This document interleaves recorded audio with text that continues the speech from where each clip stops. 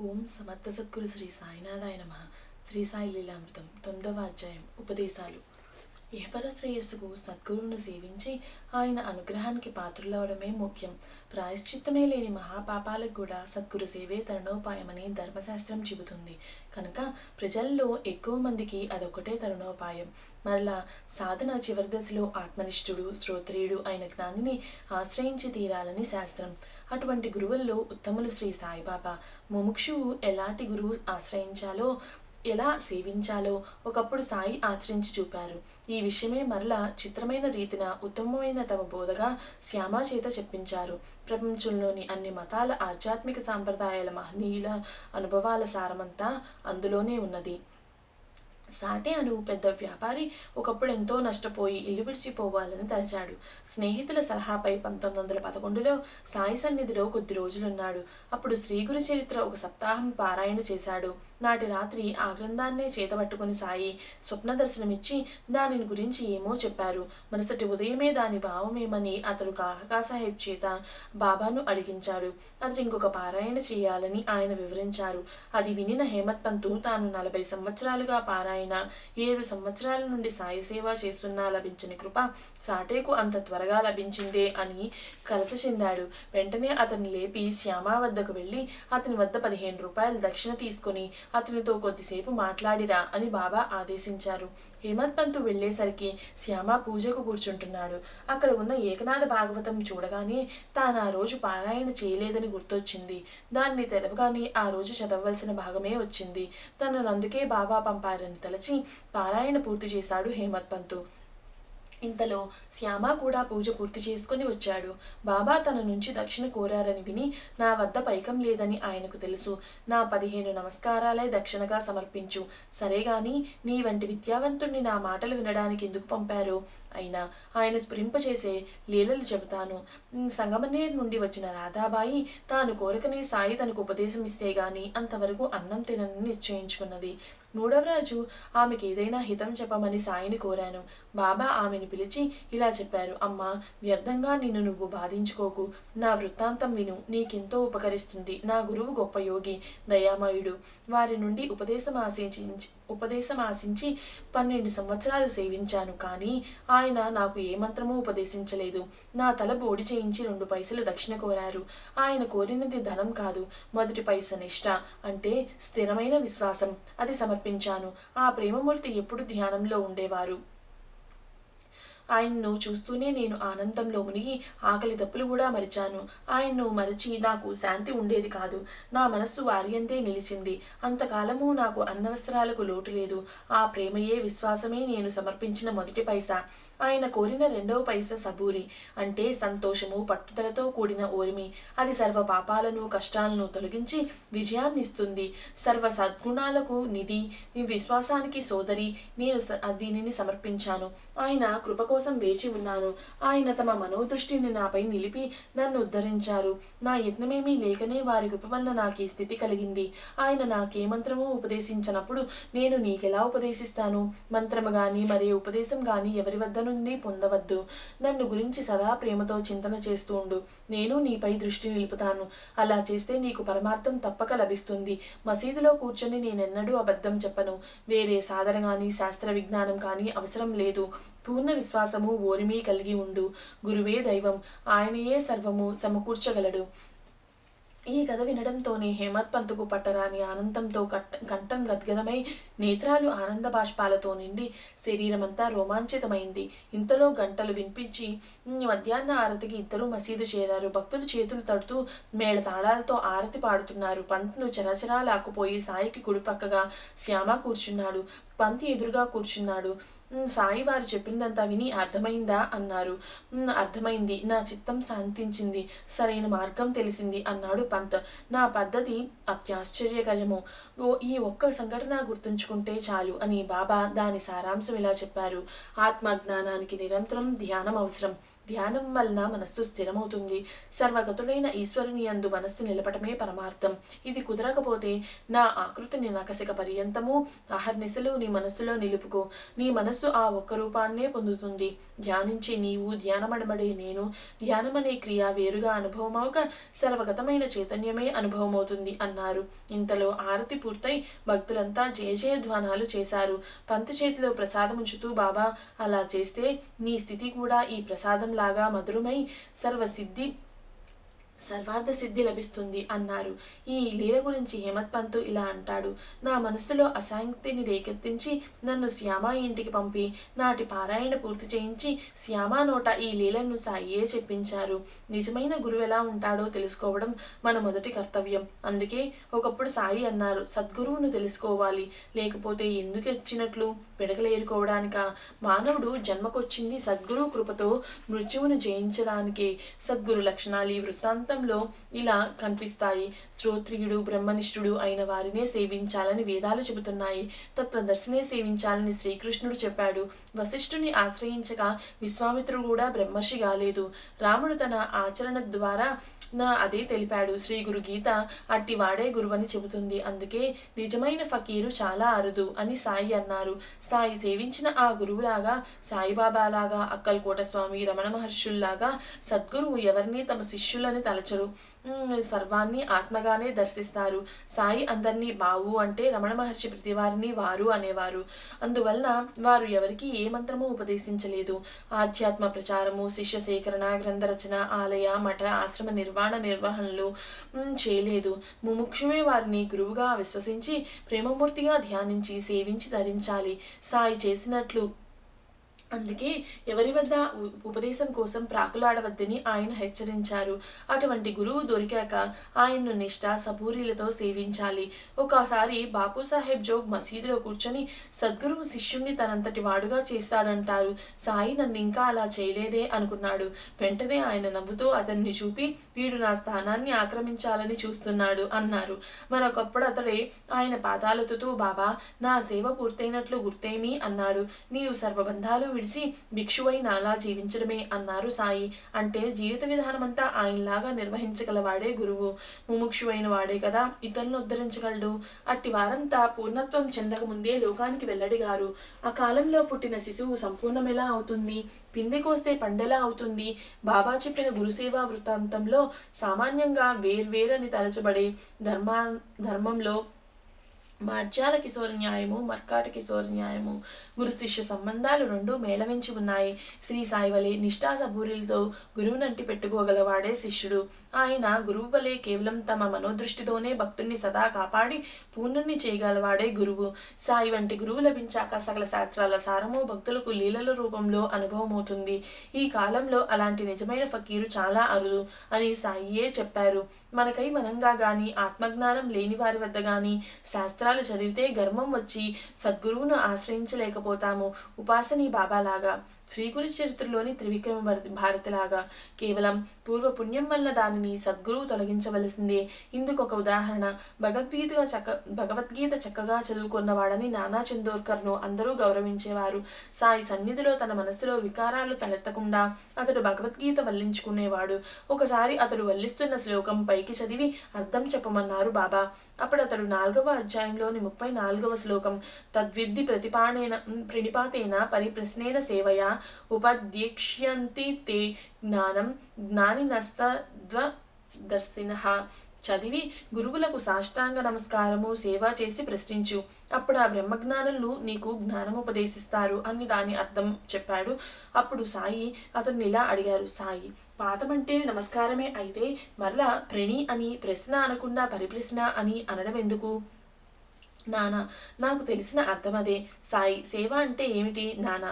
మేమెప్పుడు చేసేదే. సాయి జ్ఞానమనే పదానికి బదులు ఇంకేదైనా చేర్చవచ్చా నానా? అజ్ఞానం అని చదివితే ఛందస్సు సరిపోతుంది కానీ భాష్యాలేవి అలా వివరించడం లేదు సాయి. అయితేనేమి, అంతకంటే మంచి అర్థం వస్తే అలానే చదవవచ్చు కదా. అర్థం ఎలా సరిపోతుందో చెబుతాను. పరబ్రహ్మ స్వరూపమైన కృష్ణుడు ఇతర జ్ఞానాలను సేవించమని అర్జునుడికి చెప్పడమేమిటి? నానాకేమీ తెలియలేదు. అతని విద్యాగర్వం అణిగింది. అప్పుడు సాయి ఆ శ్లోకాన్ని ఇలా వివరించారు. గురువుకు నమస్కారం చేస్తే చాలదు, ఆత్మసమర్పణ చేసుకోవాలి. అదే ప్రణిపాతం అంటే. బుద్ధి పుట్టినప్పుడు మాత్రమే సేవ చేయడం గాక తన శరీరం గురువు సేవ కోసమే ఉన్నదని, దానిపై తనకెట్టి అధికారము లేదని తలచి చేసినదే సేవ. అట్టివాడే శిష్యుడు. అతడు కేవలం మోక్షంపై కోరికతో యోచనతో అడిగి సందేహం నివృత్తి చేసుకోవడమే పరిప్రశ్న. వెలుగంటే చీకటిని పారద్రోలడమే, జ్ఞానమంటే అజ్ఞానాన్ని తొలగించడమే. శిష్యుడు సహజంగా జ్ఞానస్వరూపియే గాని అతడే జీవుడని, శరీరమే తానని తలచి సుఖ దుఃఖాలకు కర్మ బంధాలకు లోనవుతాడు. జ్ఞానం అనుభవంతో మాత్రమే కలుగుతుంది గాని మాటలకు ఊహలకు అందదు. కనుక దానిని వాచా బోధించడం సాధ్యం కాదు. కాలులో గుచ్చుకున్న ముళ్ళును మరో ముళ్ళుతో తీసినట్లు, పాత్రకు పట్టిన మసిని మట్టితో రుద్ది పోగొట్టినట్లు గురువు తన బోధయనే సాత్వికమైన అజ్ఞానంతో శిష్యుని అజ్ఞానం తొలగిస్తాడు. అప్పుడు శిష్యునిలో దాగి ఉన్న జ్ఞానం శిష్యునికే అనుభవం అవుతుంది. కనుక గురువు వాచా బోధించేది కూడా అజ్ఞానమే. సర్వము దైవస్వరూపమని తత్వద్రష్టులందరూ ఆ భగవంతుని రూపాలేనని సద్భక్తుడు గుర్తిస్తాడు. తత్వద్రష్ట లేక బ్రహ్మజ్ఞాని అయిన గురువు కూడా శిష్యుణ్ణి ఆ భగవంతుని రూపంగానే దర్శిస్తాడు. అటువంటి గురువుని ప్రాశస్త్యం తెలిపేందుకే శ్రీకృష్ణుడు ఆత్మజ్ఞానులను సేవించాలన్నాడు అని చెప్పారు బాబా. నానాసాహెబ్ ఆ శ్లోకం వల్లిస్తున్నప్పుడే సాయి అలా అడగడానికి కారణం ఏమిటి? సకల శాస్త్రసారమైన భగవద్గీత రూపొందడానికి కారణం కూడా అర్జునుడు ఆ శ్లోకంలో చెప్పినట్లే శ్రీకృష్ణుణ్ణి పరిప్రశ్నలు వేయడమే. నానాసాహెబ్ను అనేక రీతులు ప్రశ్నించి పరిప్రశ్న చేయడం ఎలానో సాయి తెలిపారు. ఆ శ్లోకంలో చెప్పినట్లు నానాకు తత్వదర్శి అయిన గురువు లభించారు. కానీ అతడు ఆ శ్లోకం వల్లిస్తూ కూడా పరిప్రశ్న సేవలా తత్వం తెలుసుకోకుండానే వ్యర్థంగా వల్లిస్తున్నాడు. వాచా బోధించినది చాలినప్పుడు అతీతమైన విశ్వరూప దర్శనం వంటి దివ్యానుభూతిని ప్రసాదించగలవాడే సద్గురువు. అట్టి వారిని సేవించక తప్పదని, అలాగాక దేవతలను మాత్రమే ఉపాసించేవారు ఆ పుణ్యమున్నంత కాలము ఆయా లోకాల్లో ఉండి ఆ పుణ్యమైపోగానే ఈ లోకాల్లో మరల జన్మిస్తారని శ్రీకృష్ణుడు చెప్పాడు. సాక్షాత్తు త్రిమూర్తులు పరబ్రహ్మము తానే అయిన గురువుని సేవిస్తే ముక్తి లభిస్తుంది. వైద్యం నేర్వకుండానే మందులిచ్చేవాడు, ఆత్మజ్ఞానం లేకనే శిష్య సేకరణ చేసేవాడు. అట్టి కపట గురువును ఆశ్రయించిన వారు భ్రష్టులవుతారని శాస్త్రం. గు అంటే అజ్ఞానమనే చీకటి, రు అంటే దానిని పోగొట్టేవాడని అర్థం. వెలుగే చీకటిని పోగొట్టగలదు. చీకటిని వెలుగుగా భావించి దానిని పోగొట్టుకోగలిగితే ఇక వెలుగెందుకు? మానవ మాత్రులను పరబ్రహ్మస్వరూపులుగా దర్శించడం బ్రహ్మజ్ఞానికి మాత్రమే వీలవుతుంది గాని అగ్నుడైన సామాన్యునికి ఎలా సాధ్యం? అందుకే సప్త శృంగీదేవి శ్రీమన్నారాయణుడు తమ భక్తులను సాయి వద్దకు పంపారు. అందుకే వేద ఋషులు, శ్రీకృష్ణుడు మొదలుకొని సాయి వరకు మహాత్ములందరూ గురువునే సేవించాలన్నారు. కానీ ఈ ప్రపంచంలోని సాధువులందరిలో ఎవరు బ్రహ్మజ్ఞానులో ఎవరు కారో ఎలా తెలుసుకోవాలి? మనకై మనమే నిర్ణయించుకుంటే ఎలా ఉంటుందో ఇందుకు సరైన మార్గమేదో సాయి తెలిపారు. కుసాబాబు అనే టీచరు ఒక సాధువును ఆశ్రయిస్తే ఆయన ఒక మంత్రం నేర్పాడు. దానివలన అతడు కోరగానే పండ్లు, మిఠాయిలు వంటి వస్తువులు చిత్రమైన రీతిన అతని చేతిలోకి వచ్చేవి. అది చూచి జనం అతని చుట్టూ చేరసాగారు. కొందరు అతన్ని రకరకాలుగా విమర్శించసాగారు. వీరిని దండించడానికి తగిన మంత్రాలు నేర్పమని అతడు ఆ సాధువును వేధించసాగాడు. ఆ సాధువు అతన్ని ఇక నుండి సాయిబాబాను ఆశ్రయించమని చెప్పి హిమాలయాలకు వెళ్ళిపోయాడు. కుసాబాబు 1909లో షిరిడీ చేరాడు గాని బాబా అతన్ని మసీదులోకి రానియక అతడు ఆ శక్తులను గోదావరి నదిలో విడిస్తే గాని రానిపనని పట్టుబట్టారు. ఆ మంత్రశక్తితో అతడు వేరొక చోట నుండి వస్తువులను తెప్పిస్తున్నాడని, కనుక అవి అమాయకులను అపవిత్రం చేస్తున్న దొంగసత్తని ఆయన చెప్పారు. అతను చూచిన వారికి అటువంటి శక్తులపై వ్యామోహం కలుగుతుంది కదా. ఇలా అతన్ని సాటివారిని అపవిత్రం చేస్తున్న ఆ శక్తులను అతడు విడిచిపెట్టాలని ఆయన చెప్పారు. చివరకు అతడు దానిని గోదావరిలో విడిచి వచ్చాక బాబా అతని చేత రోజు శ్రీ సమర్థ రామదాస స్వామి వ్రాసిన దాసబోధ చదివించారు. అతని చేత శ్రీ గురు చరిత్ర 108 పారాయణలు చేయించాకనే అతన్ని ఈ క్రింది రీతిన అనుగ్రహించారు. ఒక ఏకాదశి నాడు కుసాబాబు ఉపవసిస్తున్నాడు. అతడు బాబాను దర్శించి ప్రసంగవశాత్తు పూర్వం ఋషులు కందమూలాలు తినేవారని చెప్పాడు. సాయి ఆ పదాన్ని కాందా అని చమత్కరించి అతనికి కొన్ని ఉల్లిగడ్డలిచ్చి తినమన్నారు. అతడు దిక్కుదోచక ఆయన తింటే తాను తింటానన్నాడు. అప్పుడు ఇద్దరు చెరొకరిని తిన్నారు. అప్పుడు సాయి కొందరు భక్తులను పిలిచి, ఈ సద్బ్రాహ్మణ్ణి చూడండి, ఏకాదశి నాడు ఉల్లి తిన్నాడు అని చెప్పి గేలి చేశారు. అతడు తన్ను బాబా ఆదేశిస్తే ఉల్లి తిన్నానని, ఆయన కూడా తిన్నారని చెప్పాడు. బాబా అంగీకరించక తాము తిన్నది కక్కి చూపారు. అందులో కందమూలాలు ముక్కలే ఉన్నాయి కానీ మచ్చుక్కైనా ఉల్లి లేదు. కుశాబాబు అదే మంచి అవకాశమని తలచి ఆయన కక్కినది మహాప్రసాదమైన గురిచ్చిష్టంగా తినేశాడు. బాబా అతన్ని తిట్టి కొట్టి వారించాలని చూశారు గాని అతడు వినలేదు. అతని భక్తి శ్రద్ధలకు ఆయన కన్నుల వెంట ఆనంద బాష్పాలు రాలాయి. ఆయన అతన్ని ఆశీర్వదించారు. అతడు మంచి గురు భక్తుడయ్యాడు. ఈ లీల ద్వారా లోకానికి శ్రీ గురు చరిత్ర యొక్క ప్రాశస్త్యం తెలిపారు బాబా. దాని పారాయణ కుశాబావును పవిత్రుణ్ణి చేసి సద్గురు కృపకు పాత్రుణ్ణి చేసింది. సాటేకు హేమత్ పంతుకు కూడా అట్టి శ్రేయస్సునే ప్రసాదించింది. శ్రీ వాసుదేవానంద సరస్వతి, రంగావధూత అన్నానే మహారాజ్ వంటి వారెందరికో ఈ గ్రంథపారాయణమే వారు ఆశ్రయించదగిన గురువును గూర్చి తెలిపి వారిని గురుకృపకు పాత్రులను చేసి మహాత్ములుగా రూపొందించింది. పూర్ణులైన గురువును ఎలా అన్వేషించి ఆశ్రయించాలో చెప్పిన గ్రంథం అదొక్కటే. రెండవ దత్తావతారమైన శ్రీ నృసింహ సరస్వతి స్వామి అంతర్హితులయ్యాక వారి దివ్యలీలను విని నామధారకుడు ఆయన సాక్షాత్కారం కోసం తపిస్తూ గాన్గాపురం చేరాడు. అతనికి అక్కడ సిద్ధుడనే యోగి రూపంలో శ్రీ నరసింహ సరస్వతి స్వామి స్వప్న దర్శనం ఇచ్చారు. నామధారకుడు నిద్రలేవగానే ఆ సిద్ధయోగియే ప్రత్యక్ష దర్శనమిచ్చి అతనికి శ్రీ గురు చరిత్ర చెప్పాడు. శ్రీ గురు చరిత్రకు అంత ప్రాముఖ్యం ఇవ్వడం ద్వారా లోకానికి శ్రీ సాయి ఎన్నో ఆధ్యాత్మ రహస్యాలు సూచనగా తెలపడమే జరిగింది. సాధకులు నామధారకుల్లాగా మొదట శ్రీ దత్తావతారమైన సద్గురుని లీలలు వింటే వారిని దర్శించి ఆశ్రయించాలన్న బలమైన కోరిక కలుగుతుంది. అతడు సహజంగానే ఆ లీలల గురించి ఆయన గురించి చింతన చేస్తూ ఆయన కోసం తప్పిస్తాడు. అప్పుడు ఆయన ఏదో రూపంలో స్వప్న దర్శనం ఇస్తారు. తర్వాత ప్రత్యక్ష దర్శనం ఇచ్చి అనుగ్రహిస్తారు. పైన చెప్పినట్లు ఆ మహనీయులందరి అనుభవము ఇలానే ఉన్నది. సూఫీ సాంప్రదాయంలో కూడా సాధకుడు మొదట పరమపదించిన ఒక మహాత్ముని ఆశ్రయించి తాను ఆశ్రయించవలసిన గురువెవరో తెలపమని ప్రార్థిస్తాడు. సకాలంలో ఆ మహనీయుడు ఆ విషయం వారికి స్వప్నంలో చెబుతారు. ఇది ఉత్తమమైన మార్గం కనుకనే శ్రీ సాయి దానికి ఎంతో ప్రాధాన్యతనిచ్చారు. ఆయన కూడా వెనుక జన్మల్లో తమను సేవించిన వారికి ముందుగా స్వప్న దర్శనం ఇచ్చాకే వారిని షిరిడీలో ప్రత్యక్షంగా తమ చెంతకు రప్పించుకున్నారని శ్రీ సాయి సందర్శనము అని అధ్యాయంలో గమనించాము. అందుకే శ్రీ సాయి భక్తులకు శ్రీ గురు చరిత్ర పారాయణ ఎంతో ముఖ్యము. అలానే ఒక సాధకుడు యోగం అభ్యసిస్తూ ఉంటే దూరదృష్టి లభించింది. దూరాన తన యంత్రశాల తగలబడుతూ ఉంటే అతడు ధ్యానంలో చూడగలిగాడు. అతడు షిరిడీ వచ్చినప్పుడు బాబా ఎందుకు వేశ్య ప్రదర్శన చేస్తావు, నేనెప్పుడు అలా చేయను, అదెవరికీ తగదు అన్నారు. ఆత్మజ్ఞానంతో లభించే శక్తులు లోకహితం చేస్తాయి. ఇటువంటి శక్తులు సాధకులకు ప్రజలకు కూడా పక్కదారి పట్టిస్తాయి. కోరి శక్తులను సాధించి లోకాన్ని మెప్పించడం వేశ్య వృత్తి. అట్టి సాధకుని భక్తి ఆ భగవంతుని పట్ల వ్యభిచరించినట్లు అతనికి లోకానికి కూడా కీడు చేస్తుంది. సామాన్య బోధకునిలాగా సాయిబాబా మాయా బ్రహ్మము మొదలుగున్న పెద్ద పెద్ద మాటలు వల్లించలేదు. సామాన్యులకు అవి నిరుపయోగమే కాక హాని పెంచుతాయి కూడా. సామాన్యంగా ఎంతో చిన్నవనిపించే విషయాలే చాలా పెద్దవి. వాటిని చక్కదిద్దుకొని నిజమైన మానవత్వాన్ని అలవర్చుకొనడమే ధర్మమని, దాన్ని సాధించకని సాధన ప్రారంభిస్తే ఇహ పరాలు రెండూ చెడతాయని ధర్మశాస్త్రాలు చెబుతున్నాయి.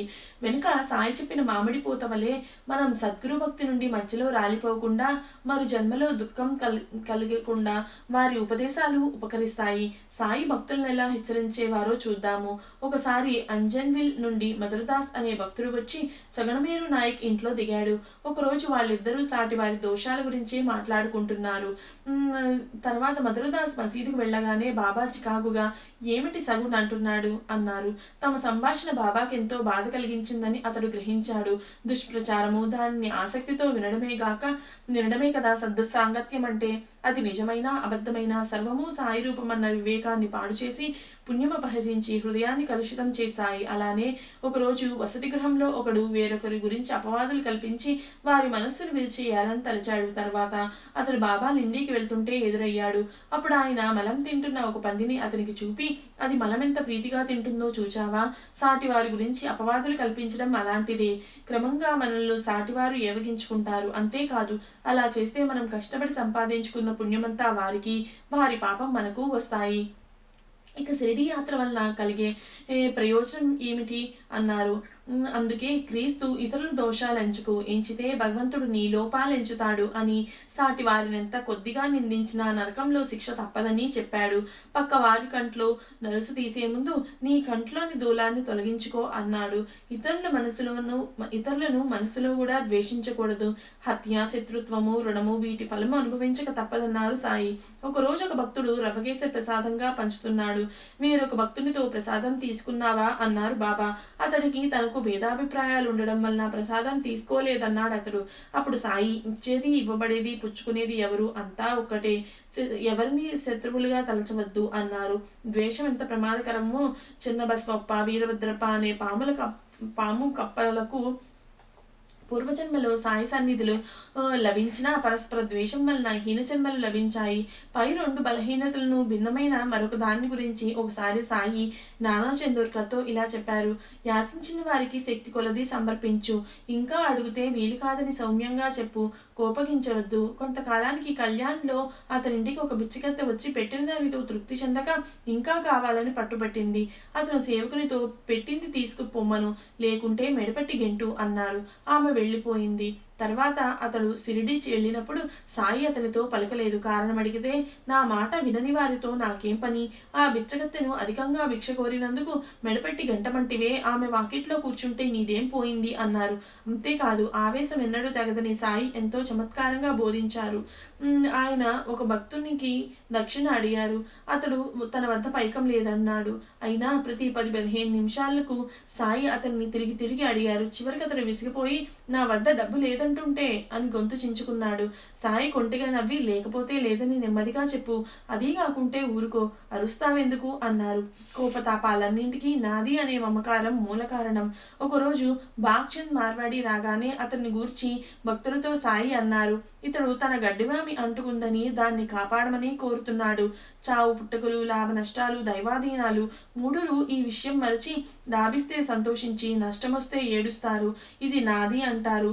గడ్డివామి మార్వాడిది కాదు, అది గడ్డే కానీ అతని శరీరం కూడా కాదు. భూమి, వర్షము, ఎండల వలన విత్తుల నుండి పెరిగింది గనుక వాటికి చెందినదే. ఆ మూడింటిలోనూ అగ్ని ఉన్నది, అదే ఆ గడ్డివామిని కాల్చింది.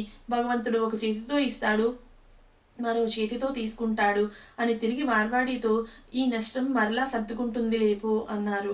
నిత్య జీవితంలో మనస్సు, ఇంద్రియాలను ఎలా నిగ్రహించుకోవచ్చో సాయి తెలిపారు. ఒకసారి ముస్లిం స్త్రీలిద్దరూ బురకాలను ధరించి దర్శనానికి వచ్చారు. నానా లేచి బయటకు వెళ్ళబోతే, బాబా నీవిక్కడే ఉండు, వాళ్ళు రాదలుచుకుంటే వస్తారు అన్నారు. వాళ్ళు ముసుగును తొలగించుకొని బాబా దర్శనం చేసుకున్నారు.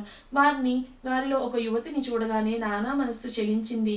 వెంటనే బాబా అతని తలపై చరిచారు. అతడు సిగ్గుతో తలవంచుకోగానే ఆయన, నాన్న, నీవు మానవుడు గనక ఇంద్రియాల విషయాలపై ప్రసరించినప్పుడు కోరిక కలుగుతుంది, కానీ అందమైన దేవాలయాలు ఎన్ని లేవు. మనం బాహ్య సౌందర్యాన్ని గాక లోన ఉన్న దైవాన్ని చూడాలి, ఆ సౌందర్యాన్ని కల్పించిన దైవలీలను చూడాలి. ఇది ఎప్పుడూ మరువకు అన్నారు. సాయి ఒకరోజు మధ్యాహ్నం ఒక నిచ్చెన తెప్పించి వామన్ గోండ్కర్ అనే భక్తుని ఇంటి పైకెక్కి రాధాకృష్ణ ఆయి ఇంటి మీదుగా నడిచి అవతలి వైపుకు దిగారు. రాధాకృష్ణ ఆయిని మలేరియా జ్వరం నుండి అలా రక్షించారని భక్తులు తలిచారు. అప్పుడు బాబా ఆ నిచ్చెన తెచ్చిన వాడికి 2 రూపాయలు ఇచ్చారు. అంతెందుకు ఇచ్చారని భక్తులు అడిగితే, ఏ సేవకైనా ఉదారంగా ప్రతిఫలం ఇవ్వాలి, ఉచితంగా పొందరాదు అన్నారు.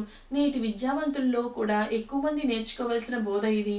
ఇటువంటి నైతిక సూత్రాలు నిత్య జీవితంలో ఆచరించాలని వినని వారిలో ఎక్కువ మంది చేసే పొరపాటు, సాటి వారు ఎంతవరకు పాటిస్తున్నారో గమనించి వారిని విమర్శించడం. ధర్మాచరణలో ఆత్మవిమర్శ ఒక్కటే తగినది, ధర్మం ఎంతో సూక్ష్మమైందని ఎరుగరు. ఒకరోజు ఒకడు డబ్బు కావాలని బాబాని అడిగాడు. ఆయన లేదన్నారు. కానీ ఆయన జేబులో డబ్బున్నదని శ్యామకు తెలుసు. ఆ వ్యక్తి వెళ్ళగానే, శ్యామ, సాయి, నీవు సత్యాన్ని వైరాగ్యాన్ని అవలంబించిన ఫకీరు కదా, మాకు నీతిని బోధించడం నీవు అబద్ధం చెప్పావేమి అన్నాడు.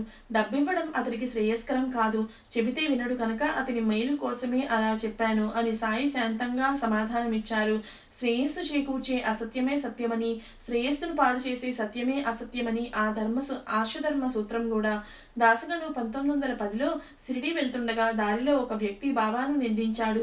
అంతటితో దాసగను మనస్సు చెలించింది. షిరిడీ చేరగానే నూల్కర్ అనే భక్తుడు అతన్ని సమాధానపరిచి ఆరతికి తీసుకెళ్లాడు. అప్పుడు సాయి, గను, నీవు నూల్కర్ను హృదయపూర్వకంగా సేవించాలి, అందులో న్యూనత ఏమీ లేదు అన్నారు. అతడు సేవించబోతే నూల్కర్, బాబా నీకేమైనా చెప్పని, ఏ ప్రత్యేకత లేని నన్ను ఇలా ఇబ్బంది పెట్టకు అన్నాడు. నూల్కర్ దాసగను సాయి వద్దకు వెళ్ళి, మీ ఆదేశం నాకు అర్థం కాలేదు అన్నాడు. సాయి ఉగ్రులై, అనుభవం అనేది ఎద్దులకు రాదు అన్నారు. బాబా చెప్పింది అర్థమైన దాకా వెళ్ళకూడదనుకున్నాడు గను. సాయి వెంటనే అదే సరైన పద్ధతి అన్నారు. తర్వాత దాసగను ఇంటికి వెళ్ళడానికి శ్యామ అనుమతి అడిగితే, వాడిని కుక్కలా పడుండని, నేను వాడు తేల్చవలసిన లెక్కలున్నాయి అన్నారు సాయి. సద్గురుడైన సాయి పట్ల దాసగనుకు భక్తి స్థిరపడేలాగా సహకరించడంలో మరే మానవుడు చేయలేనంతటి సహాయం నూల్కర్ సాయి అనుగ్రహానికి ప్రతీక కనుకనే అతడు పూజ్యుడు. అతన్ని ఇస్తే దాసగనుకు అహంకారం అంతరిస్తుంది. అయితే నీ గురువు నూల్కర్ అని మాత్రం సాయి దాసగనుకు చెప్పలేదు.